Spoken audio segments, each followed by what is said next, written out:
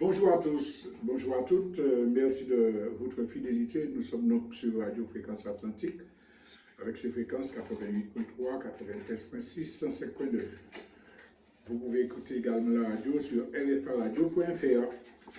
Et puis, comme l'émission est retransmise sur Facebook, par la suite, vous pouvez la retrouver également archivée sur YouTube.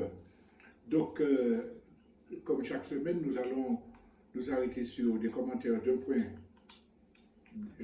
d'actualité nationale, un point d'actualité internationale et un point déconstruction. Ce qui concerne l'actualité nationale, j'ai retenu la grande propagande qui a été faite cette semaine pour une révolution technologique qui va sauver notre agriculture, qui va lutter contre les maladies de bananes, à savoir les drones qui arriveront. Et puis, un point international, nous allons revenir sur le génocide des Palestiniens et la répression colonialiste en Kanaki. Enfin, en ce qui concerne la déconstruction, nous allons poursuivre sur un thème que nous avons déjà abordé, à savoir comment arriver à nous organiser pour lutter efficacement contre tous ces drames qui bousculent notre vie, qui détruisent notre pays. Donc, la question des modalités pour le changement du monde. Alors, on va commencer avec ces fameux drones. Tous les médias, bien sûr, télévisés, écrits, ont présenté cette révolution. C'est un pas vers le modernisme. Alors, désormais, dans les territoires colonisés par la France, on pourra faire comme dans certains pays européens, utiliser des drones pour répandre des produits toxiques nécessaires à l'agriculture. Alors on présente ça comme un moyen, et quand on lit les argumentations, on voit bien qu'il y a de la publicité, de la propagande dans cette affaire-là. Par exemple, on nous dit, jusqu'à présent, cela se faisait avec des appareils qui étaient à dos d'homme, ou bien des tracteurs qui avaient des bras et qui épandaient les gouttes. Alors évidemment, ça montait dans l'atmosphère et c'était plus difficile à contrôler. Alors maintenant, grâce à la technologie des drones, les gouttes descendent, on peut mieux cibler et donc on pourra protéger la banane et par là les emplois. Voilà un exemple de ce qui est l'antithèse. Je dis aux auditeurs de ne pas connecter sur Facebook, ne pas Facebook parce que ça coupe. Vous pouvez répondre après, mais ou sinon par écrit, parce que vous faites ça, ça bloque l'ensemble. Alors voilà, on répète la consigne depuis dimanche dernier. Quand vous suivez l'émission sur Facebook, n'intervenez pas, puisque ça dérange la vision de tous les autres qui regardent la vidéo. Vous pouvez écrire vos messages. Oui, on peut faire des commentaires par écrit. Donc je continue sur ce que je disais. On présente cela comme une révolution, c'est bien, etc. Et c'est ce qui est l'antithèse de l'information et du journalisme. Parce qu'à aucun moment, on ne pose les problèmes qui sont impliqués par ces nouvelles technologies. On ne montre pas la liaison avec l'économie globale. Parce qu'en fait, à quoi ça nous mène cette affaire de drone de l'agriculture? Ça nous donne à ce que l'épandage des produits n'est pas remis en question. Puisque contrairement à ce qu'on dit, il n'y a pas moins de danger en répandant par drone, même si c'est guidé par satellite, puisque les vents ne sont pas contrôlables. Nous connaissons notre pays, nous savons les changements de vent, etc. Et ça veut dire que ces produits-là sont dispersés dans l'atmosphère. Donc, ce n'est pas correct de dire que cette méthode-là est plus sûre que les autres. Le problème, c'est qu'il ne faut pas de tels épandages. Un point, c'est tout. Que ce soit par drone ou pas par drone. Mais deuxièmement, le fait que ce soit par drone, ça implique la dépendance technologique. Un drone, ce n'est pas 2 francs. Un drone fonctionne avec des satellites qui guident. C'est un investissement très important. Pourquoi? Pour maintenir une monoculture mortifère. Le coût sera supporté par qui? En partie peut-être par les planteurs, mais en grande partie par des subventions qui, encore une fois, ne seront pas affectées au développement d'une agriculture saine, d'une agriculture prioritaire, des subventions qui sont faites pour maintenir des monocultures capitalistes nocives à l'humanité. Pourquoi ces problèmes ne sont-ils pas posés quand on parle de grande révolution technologique? Et j'insiste encore sur la question de la monoculture. Parce que tout ça est fait pour maintenir la monoculture, et la monoculture, c'est quelque chose qui détruit l'humanité. Donc, je dis là que la propagande qui est faite pour soutenir des projets technologiques, des projets capitalistes, des projets productivistes, ne relève pas du devoir d'information. L'information serait de montrer la technologie, ses implications, ses conséquences positives ou négatives, et laisser les lecteurs ou les téléspectateurs juger de l'opportunité de les développer. Là, c'est de la propagande qui est faite dans des services publics. Mais ça nous ramène également cette autre information qui date de 2 jours sur les bateaux de plaisance. C'est un apport. Et puis il y a la pression, les journalistes l'ont dit, des vendeurs de bateaux. Parce que s'il n'y a pas assez de points d'amarrage pour les bateaux qui viennent, on faudra moins de bateaux. Et puis il y a les activités annexes d'entretien des bateaux, etc. Encore une fois, c'est une spéculation économique extravertie qui n'a que des dégâts. J'ai même entendu la proposition faite d'avoir 5000 points d'ancrage de plus, 5000 bateaux. On sait que c'est quelque chose qui détruit nos côtes, pardon, avec les rejets, que économiquement, il y a un tas d'aventuriers qui viennent mouiller dans les eaux, qui ne paient pas d'impôts, qui débarquent pour déposer leurs ordures, qui parfois scolarisent leurs enfants sans être contraints d'entretenir ou quoi que ce soit par le rapport fiscaux. Non, c'est quelque chose. Donc il y a des dégâts écologiques, des dégâts économiques, sociaux, et sans compter que ce sont des populations qui contribuent à développer le fameux génocide par substitution, parce que beaucoup viennent en repérage et s'installent. Cela n'apporte strictement rien au développement de la Martinique. Pardon, alors, quelques retombées financières pour payer l'emplacement, mais largement en dessous de ce que les communes, les collectivités dépensent pour soi-disant développer cette filière-là. Donc, à travers cette question-là se pose la question du modèle économique. Le développement d'un pays quelconque, mais en particulier de notre pays, est antagonique avec les projets capitalistes, les projets européens, les projets liés à l'investissement qui doit être rentable. Il n'y a qu'une voie pour le développement, c'est un développement endogène, autocentré, pensé par les représentants authentiques de la population qui mettent pour priorité la question de l'autosuffisance alimentaire, la question de la protection de l'environnement, des activités économiques des acteurs locaux impliqués dans notre société, et c'est ça qui est bafoué par la propagande qui est faite. Donc c'est ce point que je voulais faire concernant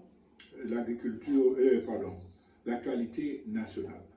L'actualité internationale, évidemment, elle est chargée de tout ce qui se passe autour de la Palestine et de la Kanaki. Alors, on parle évidemment de l'Ukraine encore. D'ailleurs, je fais une petite parenthèse rapide. Ce qui se fait concernant l'Ukraine aujourd'hui, c'est la confirmation de l'analyse que nous vous avions présentée, qui disait qu'on avait fait semblant de prendre la défense de l'Ukraine, mais que c'était la préparation du 3e conflit international préparé par l'OTAN. Et nous l'avions dit à l'époque, qu'on donnait des armes en disant qu'il y a des limites, mais il est clair qu'aujourd'hui, le but, c'est de donner à l'Ukraine, les agents de l'OTAN, les possibilités d'attaquer la Russie en profondeur et donc ça va entraîner inévitablement la riposte de la Russie et l'engrenage de la Troisième Guerre mondiale. Je ferme la parenthèse Ukraine pour revenir sur la Palestine. Alors, la première chose à noter, c'est que malgré toute la propagande, malgré les répressions, malgré les censures faites par les gouvernements occidentaux, les populations du monde ont compris qu'il s'agit d'un génocide et qu'il faut défendre le peuple palestinien. Des manifestations partout, dans les campus universitaires.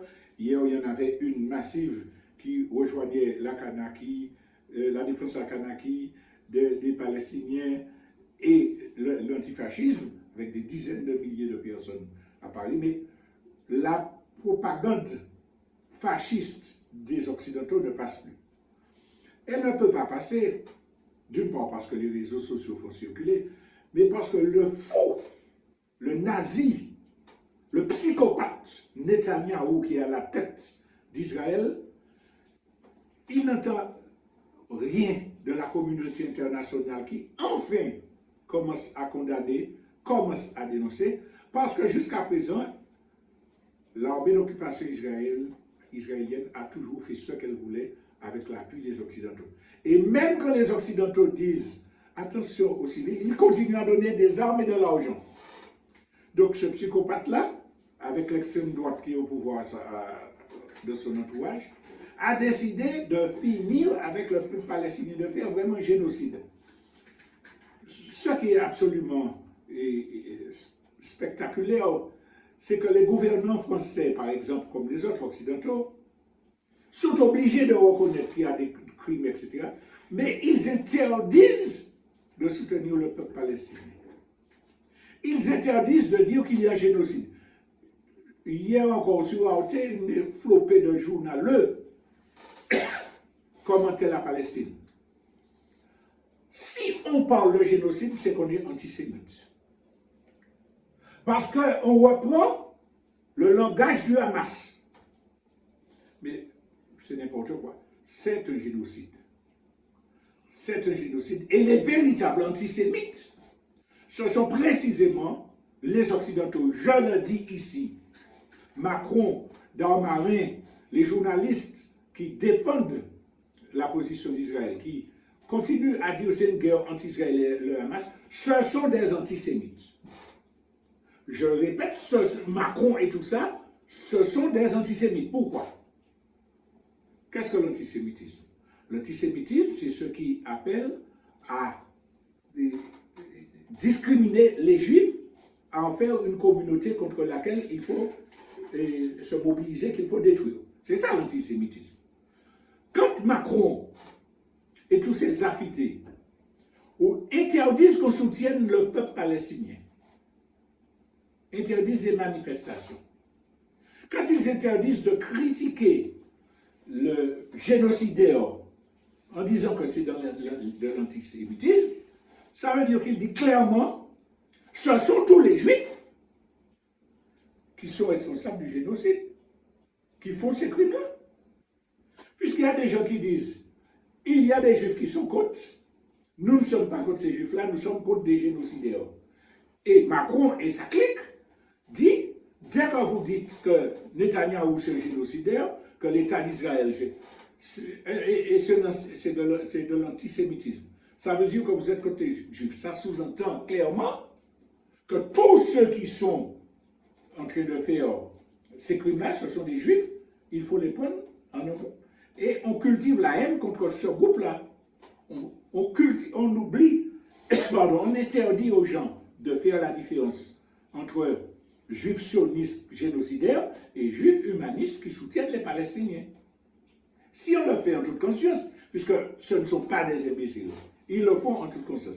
Ça veut dire que pour réaliser leurs intérêts impérialistes, ils cultivent dans la population que tous ceux qui pratiquent le génocide palestinien sont de la même confrérie, et donc comme ces criminels, il faut se retourner contre eux.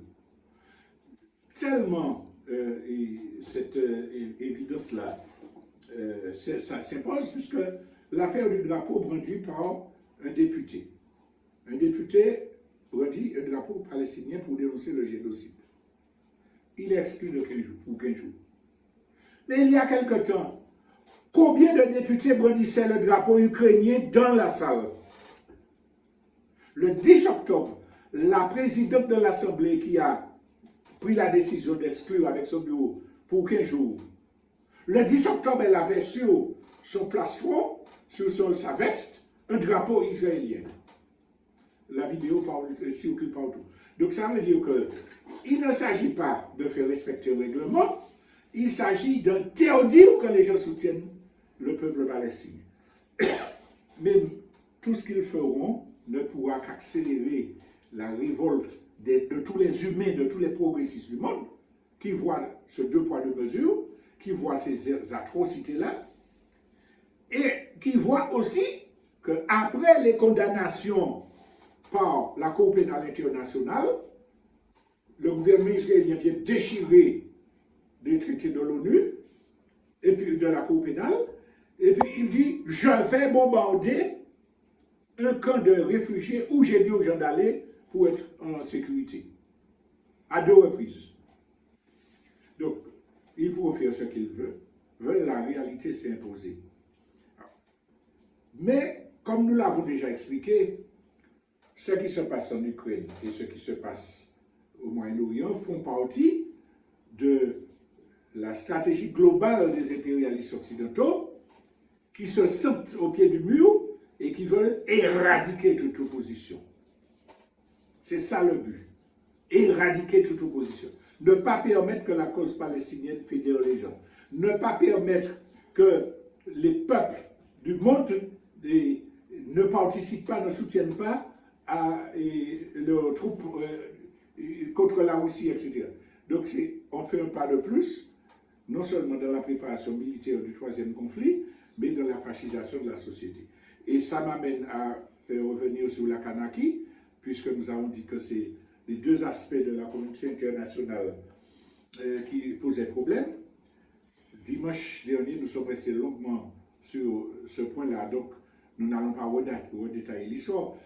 Ce que nous retenons, c'est que la France continue à envoyer des forces militaires, continue à faire une répression systématique. Nous découvrons au fur et à mesure que les dirigeants kanaks sont assignés à résidence, qu'il y a des centaines de militants qui sont arrêtés. Alors, évidemment, ce ne sont pas que des casseurs, soi-disant, je mets entre guillemets le casseur, qu'ils ont pris sous des barrages avec un prétexte. C'est des gens qui ne sont pas impliqués dans des événements violents, mais qui sont dans la lutte pour le droit à la souveraineté qu'on va mettre en prison. Et puis, le coup des milices, parce qu'il est confirmé que les milices Kaldosh tuent des gens tirs. Je suis tombé sur un article de Carambeu en France qui a dit qu'il a perdu 2 proches. Les snipers leur ont tiré une balle dans la tête. Les snipers Kaldosh. Donc, ça, cette répression-là, parce qu'ils ont bien compris que la question de la cause kanak, leur présence, leur répression est indéfendable. Il y a des manifestations également partout dans le monde, et en particulier à Paris, de plus en plus de gens, à Paris, Toulouse, des gens qui disent c'est un territoire colonial. Heureusement que certains Caldochons ont commencé à comprendre, on ne pourra pas rester, il faut qu'on se tire. Et c'est pour cela qu'il nous faut continuer à soutenir la lutte du peuple kanak. Alors, peut-être que Thierry en parlera, mais il y a une manifestation de plus qui s'est faite vendredi, où marche au flambeau pour dénoncer l'agression contre la Kanaki. Et c'est encourageant quand même de l'extérieur quand les Kanaks voient ces images-là. Et il nous faut comprendre que ce combat-là n'est pas un combat partisan et qu'il nous faut bien comprendre que ça participe de notre lutte commune contre la décolonisation, mais que nous devons dépasser tous les projets politiques secondaires pour que, effectivement, l'ensemble de la population qui est sympathique à cette cause puisse effectivement se mobiliser, parce que c'est une mobilisation unitaire réelle qui s'impose. Et donc, nous allons arrêter sur ce 2e point d'actualité pour dire que nous sommes dans une phase où le monde bascule. Le colonialisme, l'impérialisme ne pourra pas maintenir sa domination. De plus en plus de pays se fédèrent pour dénoncer ce qui se fait en Palestine, ce qui se fait en Kanaki, mais globalement, le deux poids deux mesures au niveau international et les conditions sont favorables pour que nous puissions changer le monde. Et c'est ce qui va nous amener à parler de... C'est ce qui va nous amener à parler de déconstruction.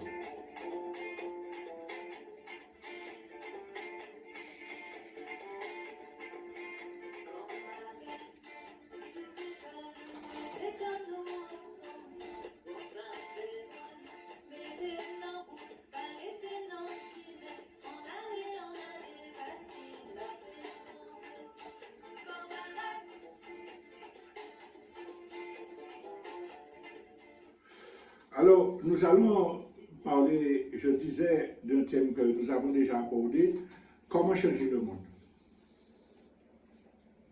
Aujourd'hui, je vais m'arrêter sur des aspects que nous avions simplement évoqués l'autre fois. Mais en commençant par dire que la majorité des gens ne prend pas conscience de la gravité de la situation. On est conscient qu'il y a des problèmes, on est conscient, il n'y a pas d'eau, il y a des inondations. Quand on est devant la télévision et puis qu'on regarde les inondations où 3 jeunes sont au milieu de l'eau et puis sont emportés, on n'arrive pas à les sauver, l'émotion est totale. Quand on voit les crimes en Palestine et tout, quand on entend les déclarations du gouvernement français qui dit qu'on ne va plus rembourser les chômeurs comme on les remboursait, qu'on ne va plus rembourser les malades, les congés de maladie au-dessous de 8 jours. Là, non, pour faire des économies. On voit tout ça. Mais on n'arrive pas, pour beaucoup, à faire le lien, à comprendre qu'est-ce qui explique tous ces problèmes-là et comment arriver à changer les choses. Souvent, nous faisons l'état des menaces qui pèsent sur la planète en général et sur l'humanité en particulier. Le changement climatique. Le changement climatique, en fait, maintenant, on n'a pas besoin de dénoncer ça encore. Sécheresse, cyclone, au contraire, on annonce pour la saison à venir qui a commencé hier en Martinique, une vingtaine d'événements, dont 7 majeurs, qui vont nous concerner. Sécheresse, inondation, érosion des côtes, enfin, ça nous concerne. Nous sommes une petite île. On n'a pas d'issue s'il n'y a pas une politique globale. Mais ça concerne l'humanité, on le sait. On a parlé de millions et de millions de gens qui, à l'horizon 2050, seront obligés de se déplacer, d'abandonner leur pays, dont beaucoup de gens de notre zone côtière. Ça, c'est le premier point, les effets du dérèglement climatique. Le deuxième point, nous en avons parlé tout à l'heure, c'est le danger de guerre mondiale imminente. Qui dit guerre mondiale dit mobilisation de nos enfants pour qu'ils servent de chair à canon. Ça veut dire également risque nucléaire, parce que ça, on va y arriver. Aucun camp ne voudra perdre. Ça voudra dire toutes sortes de drames de coupures dans l'approvisionnement, puisque il y a des blocus, il y a des priorités en matière d'économie de guerre. Donc, il y a les effets de la guerre. Il y a troisièmement le krach économique inévitable. Krach boursier et dérive de la production, etc., etc. On est obligé d'aller vers un krach boursier avec des suicides, des faillites massives. Pas ni personne qui a échappé à ça, à part la haute qui a déjà préparé ses bunkers sécurisés avec des provisions dedans. C'est la réalité. La fascisation, c'est un danger planétaire. On est en plein dedans. On ne peut pas se déplacer sans que les maîtres de la téléphonie sachent où on est, qu'est-ce qu'on a acheté, qu'est-ce qu'on a mangé. avec les possibilités de contrôle, on interdit TikTok en Kanaki, mais à n'importe quel moment, on coupe toutes nos liaisons téléphoniques. On n'a plus le droit de faire ce qu'on veut. Le coût du Covid, interdiction d'aller près de la plage, c'était une mesure imbécile, mais il fallait domestiquer les gens. Vous ne pouvez pas sortir de chez vous si le représentant de la gendarmerie ne contrôle pas votre droit à marcher hors de chez vous, de dépasser ça. C'était une manœuvre de préparation du fascisme. Donc on est sur cette quatrième menace globale qui pèse sur nous. C'est une réalité. Et puis, la cinquième, la plus importante, c'est la dérive sociale, la rupture des liens sociaux, la rupture des valeurs morales. Mais enfin, ouvrez le journal, que ce soit en Martinique, que ce soit en France, que ce soit chaque minute, une maman tue son enfant, un papa poignarde cela, et un lycéen tire sur sa maîtresse. On voyait ça aux États-Unis. C'était loin, on voyait ça comme fait divers.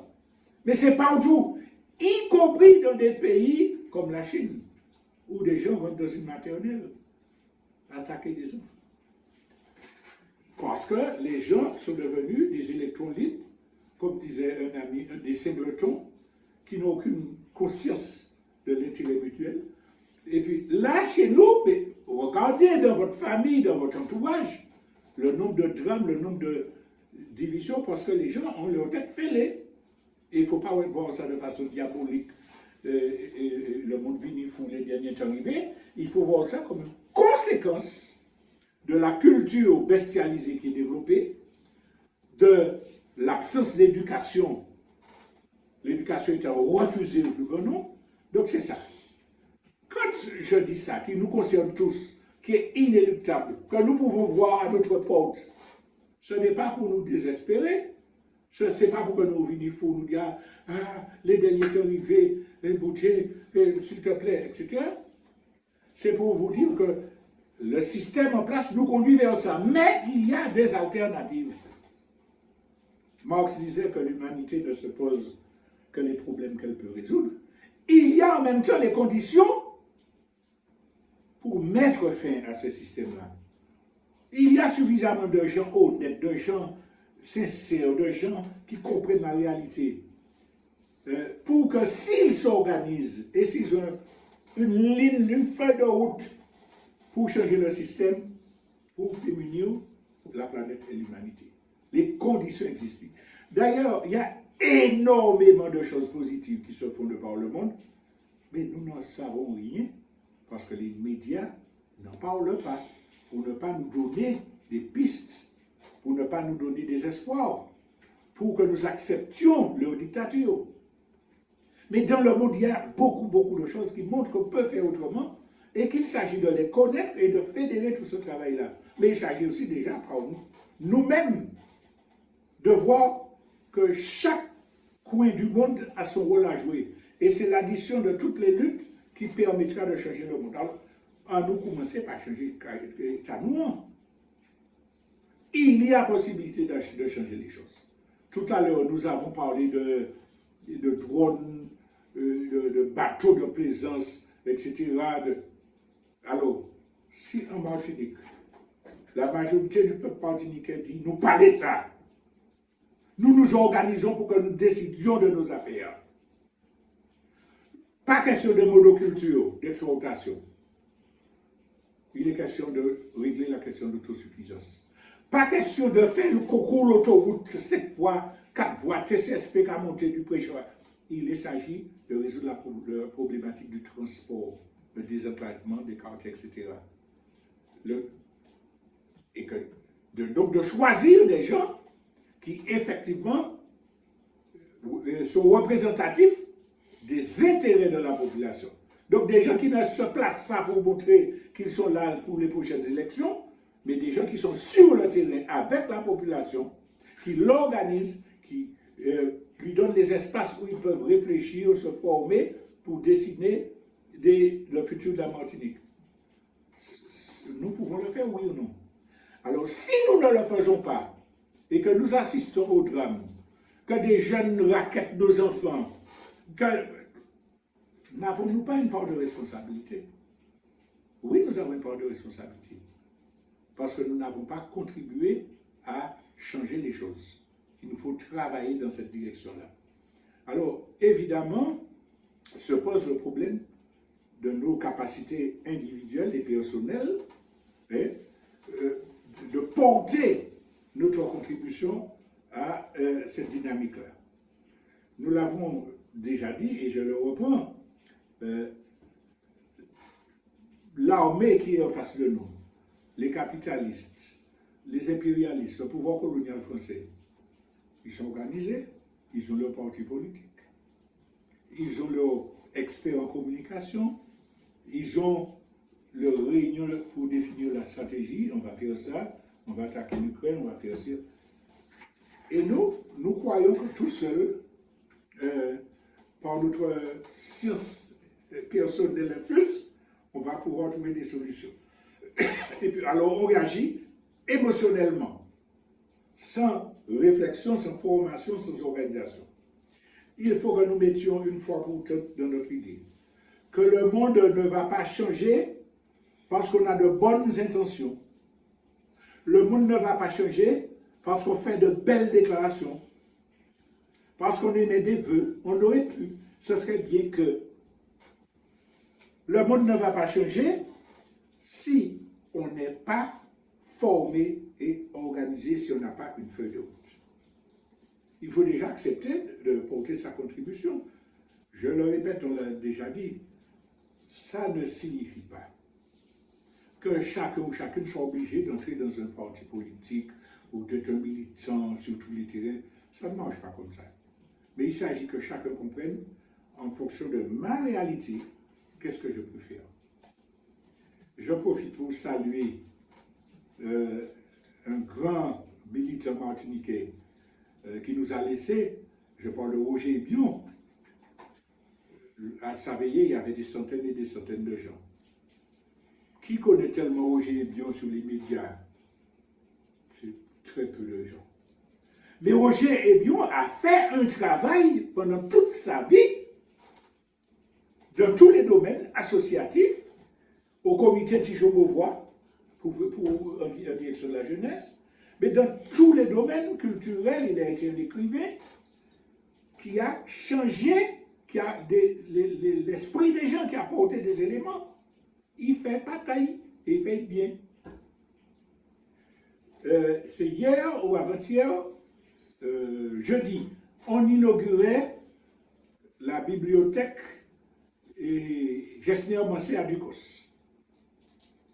Gessner Mancé, co-fondateur de l'OJAM, qui a été prisonnier politique, qui a été un conseiller pédagogique qui a formé beaucoup de gens.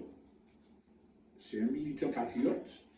Il a écrit aussi des ouvrages importants. Eh bien, il a porté. Il n'a pas été. Il ne me semble pas avoir été conseiller général et conseiller municipal même. Il a soutenu des équipes, je sais. Mais c'est quelqu'un qui a apporté sa contribution. Mais là, je cite des militants politiques. Mais il y a des milliers, je dis des milliers de gens en Martinique qui portent leur contribution dans des organisations caritatives, dans les visites de prisonniers, etc. Ils travaillent à répondre aux questions que nous avons dites tout à l'heure, la rupture du lien social, la préparation du monde futur. Le problème, c'est que chacun fait son petit grain de travail séparément et que le gouvernement peut écraser, récupérer, alors que si toutes ces activités-là convergeaient dans leur respect mutuel, il y aurait une force. On peut dire ce qu'on veut. Il y a le génocide par la substitution, mais nous sommes encore la majorité dans ce pays. Et dans cette majorité, la majorité des gens veulent que leur pays réussisse. Ne sont pas des scélérats, ne sont pas des voleurs de terre. Il y a des Martiniquais inconséquents. Mais la majorité, ce sont des gens qui sont solidaires, qui s'occupent de leur famille. À nous sembler. Je profite pour dire. Se rassembler pour la lutte pour l'émancipation, ce n'est pas mettre n'importe qui dans un même sac et puis croire qu'on a fait l'unité. Nous insistons beaucoup sur cela. Il s'agit de l'unité du peuple martiniquais. L'unité qu'on développe dans sa famille. L'unité qu'on développe dans un quartier. Le rapport qu'on a avec ses collègues de travail. C'est cette unité-là, les échanges qu'on est capable de faire. L'unité n'est valable que si elle se fait entre des gens qui ont un vrai objectif. Ne tombons pas dans ce piège où les gens disent « Ah ouais, vous parlez faire l'unité parce qu'on ne peut pas marcher puis moi, alors que moi c'est un vagabond. » Non. Nous ne devons pas tomber dans ce piège-là. Mais c'est d'accord, fait unité ou puis s'enlever. Moi qui fais unité et puis ceux qui sont honnêtes. Et ceux qui sont honnêtes, on les retrouve dans tous les partis politiques. On peut désavouer leurs dirigeants, leur choix, dénoncer le social-démocratisme, les illusions qui sont développées par la majorité de la CTM qui croit que les Français vont nous accorder gentiment des compétences. On peut dénoncer ça, il n'y a pas de problème. Par contre, on ne doit pas oublier que ces partis politiques-là, ni des gens qui sont honnêtes, ni des gens qui aiment le pays, ni des gens qui travaillent et puis des gens qui parlent de même parti parce qu'ils sont d'accord et puis des bons bagailles. C'est cette unité-là que nous devons développer. Quelles que soient les options religieuses, philosophiques ou politiques, ce qui nous met d'accord, c'est le projet. Est-ce qu'on est d'accord pour défendre cette cause-là? Est-ce qu'on se respecte? Est-ce qu'on discute pour, quand on a des divergences, se comprendre? Ou bien, ah, mais c'est pas comprendre rien, c'est un couillon. Alors, il y a déjà ça sur les projets politiques, mais il y a une chose, et c'est sur cela que je voudrais particulièrement insister. C'est notre perception que nous avons de l'être humain. Nous avons en famille, nous des accords, puis nous n'avons pas classé. Il y a dans le parti, nous n'avons pas d'accord, nous n'avons pas classé. On a appris à juger sur une base de la civilisation judéo-chrétienne le bien, le mal. Et sous-entendu, je suis toujours le bien. Je suis toujours le bon. Et puis les autres toujours aussi. Il nous faut comprendre que tout être humain, quelle que soit la couleur de sa peau, quelle que soit son appartenance nationale, haïtien, Saint-Lucien, etc. Tout nom c'est nom, ni qui bon, ni qui pas bon. Et même ça qui bon, tout le monde, on obéit aux mêmes règles. Qu'est-ce qui nous fait agir? L'éducation que nous avons reçue, les fréquentations que nous avons qui nous poussent ou pas à faire ceci ou cela, l'environnement social pour aller plus largement, et pas simplement ça. C'est notre subconscient. Je dis souvent que quand nous aurons à reconstruire l'éducation nationale martiniquaise, dès le départ, il faudra enseigner les sciences sociales qui permettent de comprendre les individus et leurs motivations, les ressorts de leur action. La personne qui est en face de vous, elle a son conscient, les idées qu'elle a reçues, et puis elle a un subconscient qui est lié à sa physiologie, qui est lié à l'idéologie qu'elle a autour. Il y a un exemple que j'ai eu l'occasion de prendre et que je répète ici. Une femme qui a plusieurs aventures avec plusieurs hommes. Dans le monde machiste qu'on est, c'est un pitié, c'est un bobo. Déjà, il y a un problème idéologique là. Parce que ce que l'homme fait, comme on est machiste, ah ouais, c'est un coq, etc. Il n'est pas jugé. Au contraire, ça le valorise d'avoir plusieurs expériences. Mais la femme qui doit rester au bas de l'échelle et qui doit rester la propriété de son bouc, c'est une bosse, etc. Ça nous montre le regard qu'on a sur la femme. Et c'est pour ça que le mouvement féministe pose certains problèmes auxquels tous les hommes devraient réfléchir. Mais plus, on parle même on dépasse l'histoire de baptême homme-femme. Vous savez que je cite souvent des expériences personnelles parce que j'ai eu la chance de faire des études de psycho et d'avoir été enseignant, donc d'avoir un panel d'observation. Je pense à une jeune fille qui se toute jeune, à qui on ne cesse de dire qu'elle est laide. Elle est laide parce qu'elle est noire, elle est courte, elle est un peu rondelette, etc. Toutes ses copines ont un fiancé. Elle n'a pas de fiancé.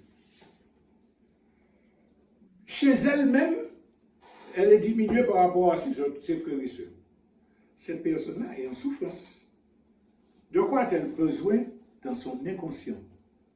C'est d'être reconnue. C'est de sentir qu'elle peut être comme tout le monde. Je parle d'un exemple bien précis qu'on avait suivi. Cette personne-là est abordée par un petit vagabond qui lui dit de belles choses. Et puis qui lui dit allons. Quand elle va, est-ce que c'est parce qu'elle est une bobo, une salope, une vagabonde, une cochennerie, qu'elle ne respecte pas l'éducation de sa maman? Ou bien est-ce que c'est une réponse fondamentale à son besoin d'être qu'inconsciemment elle met en avant? Il y a un psychologue, un scientifique qui peut comprendre ça. Mais quand elle a été couillonnée par cette personne-là, quand cette personne-là a amené des camarades pour passer sur elle, et puis quand tout le monde dit aussi un bobo, elle est détruite psychologiquement. Ah, ouais, l'ishma est-elle? Ma famille t'a passé, qui peut garder ça, l'ishma qui a défini, etc. Cet exemple-là, ne croyez pas qu'il soit unique, isolé.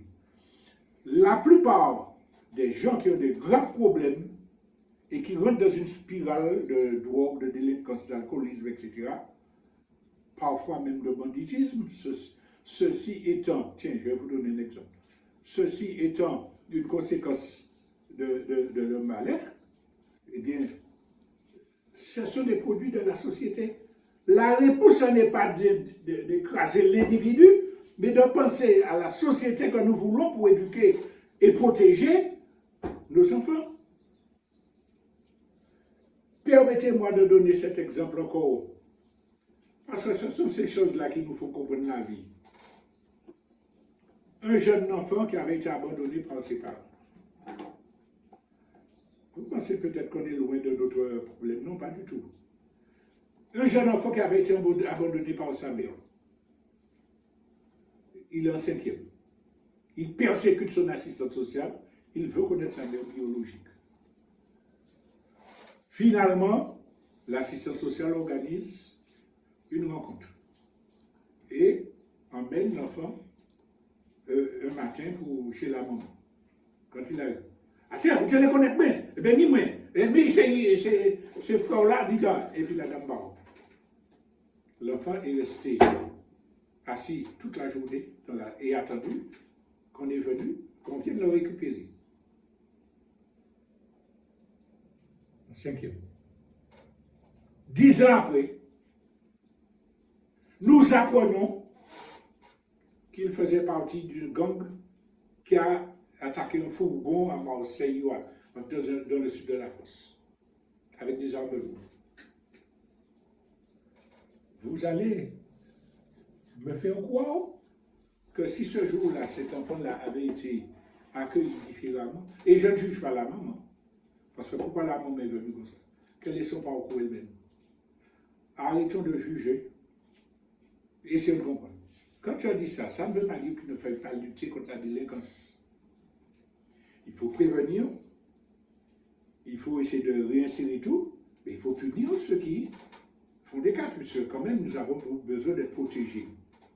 Mais nous devons comprendre qu'au-delà de la punition de cet acte-là, le problème qui se pose, c'est la transformation de la société, qui demande qu'on ait des moyens d'action sur l'éducation, sur les médias, sur l'économie qui permettent à chacun de vivre et de s'épanouir. Là, nous prenons le téléphone nous, pour faire un coup de gueule dans les radios pour dire « Ouais, c'est il n'y a pas rien. » Est-ce que ça va changer le monde? De cette démonstration que je veux faire, je veux qu'on tire la leçon que ça ne sert à rien de se plaindre, de dénoncer, de qualifier, de juger. Ce qui est important, c'est de comprendre ce qui fait que les gens agissent comme ils agissent dans la société. Et que si nous voulons transformer le monde, il nous faut agir sur les conditions de l'environnement et il nous faut nous impliquer personnellement. Mais comme nous ne pouvons pas le faire si nous ne sommes pas formés, tout ce que j'ai dit là, je l'ai dit, ce n'est pas parce que je suis plus intelligent ou plus gentil que X ou Y, c'est parce que j'ai eu la chance d'avoir une formation qui m'a appris ces choses-là. Et que j'essaie de partager avec d'autres. Mais partager avec d'autres, ce n'est pas ça, on dit là aujourd'hui, qui est en solution. C'est que nous comprenions, nous admettions qu'il nous faut nous former pour comprendre la société. Il nous faut nous former politiquement pour comprendre que si on n'a pas un projet politique alternatif, on ne va pas sortir de toutes ces problématiques-là. Que si on n'est pas organisé, on ne pourra pas affronter les responsables de ces drames-là. Un résumé sur cette question-là. J'ai rappelé les menaces qui pèsent sur le monde en général, la planète, l'humanité, mais sur notre petit pays. Si nous avons une once de responsabilité morale, nous savons que notre devoir, c'est de porter notre contribution et que ça ne s'improvise pas. Ce n'est pas les nous lever, un jour, nous lever, nous aller dans la réunion, c'est que nous nous engagions réellement. Et que nous nous engagions sur une base juste. Ce n'est pas tout un beau loin qu'à sonner belle, c'est pas parce que, ah, mais c'est qu'à parler bien, ah, mais c'est fait. Non, il faut qu'on voit les dessous. Ce n'est pas l'apparence. Vous savez que quand quelqu'un a besoin de séduire une femme, ou réciproquement une femme a besoin de séduire un homme, mais c'est les plus beaux atouts, les plus beaux sourires, les plus gentils. Et puis souvent, quand l'affaire est consommée, ben, les véritables intentions, les véritables caractères se révèlent. En politique, c'est pareil aussi. Ce n'est pas ça qui a brillé, qui oblige l'autre. Il nous faut approfondir, réfléchir, étudier, comparer sur le temps, sur l'histoire. Quel est le comportement de cet individu-là sur le long terme? Est-ce que je peux vraiment faire confiance? Est-ce que je dois faire confiance à un individu, à un petit groupe d'individus? Ou bien est-ce que je dois me former, travailler collectivement pour construire l'avenir de mon pays? Voilà ce que je voulais dire en matière de déconstruction. Je vous remercie de votre attention et on prend donc rendez-vous la semaine prochaine pour une nouvelle édition. Nous allons terminer avec notre indicatif. Nous savons que c'est une musique d'origine haïtienne. Et camarades, le temps que, oui voilà, j'aurais dû préparer, mais voilà, le temps que je la balance.